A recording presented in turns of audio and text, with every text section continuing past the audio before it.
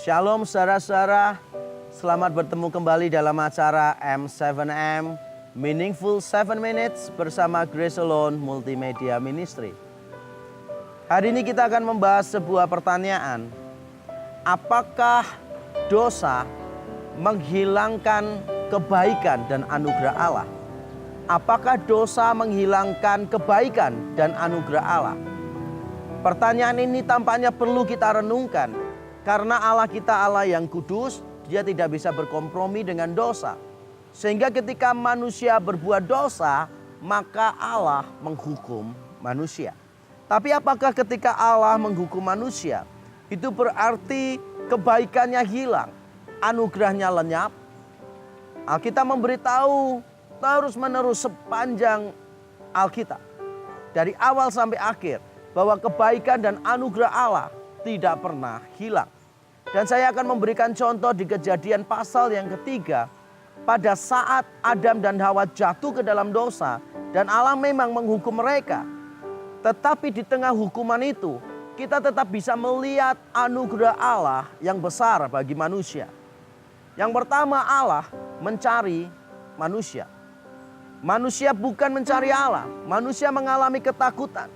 Manusia bersembunyi. Adam dan Hawa menyadari ketelanjangannya di dalam dosa dan mereka takut dengan hukuman Allah. Mereka lari bersembunyi.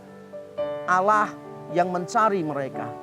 Allah bertanya, "Di mana engkau?"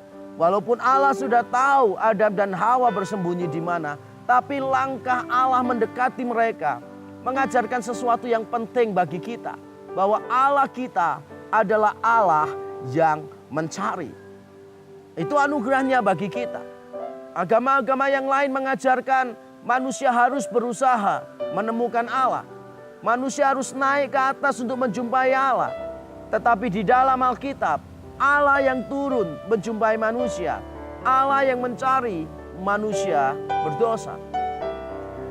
Yang kedua, Allah juga memberikan janji pengharapan di tengah hukuman. Allah memberi janji bahwa nanti akan ada keturunan perempuan itu yang akan meremukkan kepala iblis. Iblis akan dihancurkan. Kepala ular akan dihancurkan oleh keturunan perempuan. Dan itu pada akhirnya digenapi ketika Yesus Kristus lahir sebagai manusia, mati di atas kayu salib untuk memusnahkan iblis, yaitu ular tua itu. Allah memang menghukum, tetapi Allah memberikan pengharapan. Yang ketiga, anugerah Allah terlihat pada saat Allah masih membiarkan manusia untuk memiliki keturunan. Di dalam Kejadian 1 ayat 28, memiliki keturunan itu disebut berkat Allah. Allah memberkati manusia dan berfirman kepada mereka, "Beranak cuculah, bertambah banyak, penuhilah bumi dan taklukkanlah itu." Memiliki anak adalah berkat Tuhan. Ketika manusia jatuh ke dalam dosa, kemampuan untuk memiliki keturunan tidak diambil dari manusia. Manusia tetap bisa memiliki keturunan walaupun disertai dengan susah payah. Bahkan yang menarik adalah karena Adam lalu memberi nama istrinya Hawa, ibu dari semua yang hidup. Bagaimana mungkin bisa manusia yang berdosa yang seharusnya mengalami kematian, tetapi tetap Allah membiarkan manusia untuk memiliki keturunan dan bahkan disebut sebagai ibu dari semua yang hidup. Yang keempat, kita bisa membaca dari Kejadian 3 untuk melihat kebaikan Allah, anugerah Allah bagi orang berdosa adalah ketika Allah membuatkan pakaian dari kulit binatang. Ketika Adam dan Hawa jatuh ke dalam dosa, mereka berusaha menyelesaikan persoalan mereka sendiri. Itulah orang-orang berdosa. Mereka sudah melakukan kesalahan dan mereka berpikir bahwa mereka bisa menyelesaikan sendiri persoalan mereka. Sehingga orang-orang yang berdosa melakukan dosa tambahan, merasa diri mampu. Dan itulah yang dilakukan Adam dan Hawa. Mereka langsung membuat pakaian dari daun ara. Tetapi Allah mengenakan pakaian dari kulit binatang. Ini penting untuk kita perhatikan. Karena ada pelajaran teologis di sana. Yaitu akibat dosa hanya bisa diselesaikan oleh Allah.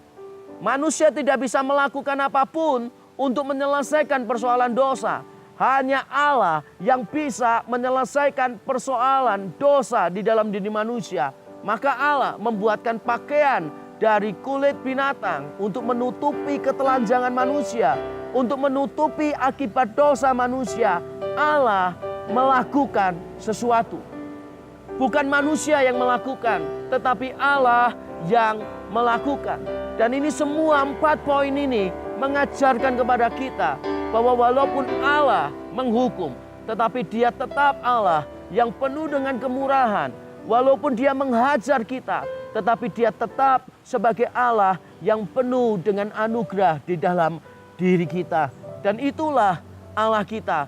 Allah kudus sehingga Dia menghukum. Allah adil sehingga Dia menghukum. Tetapi Allah kita juga adalah Allah yang penuh dengan kasih, yang penuh dengan belas kasihan, yang penuh dengan cinta. Sehingga di tengah hukumannya pun Allah tetap menunjukkan kebaikannya. Siapa saja di antara kita yang merasa mungkin sudah melakukan kesalahan yang besar dan saudara merasa tidak layak dikasihi Tuhan. Tapi ini berita gembira bagi kita bahwa Allah masih mengasihi orang yang berdosa.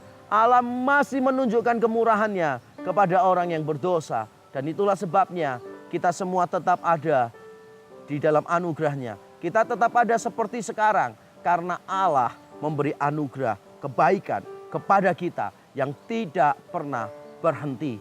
Kiranya berita ini sungguh-sungguh menghiburkan kita, menguatkan kita. Tuhan memberkati. Amin.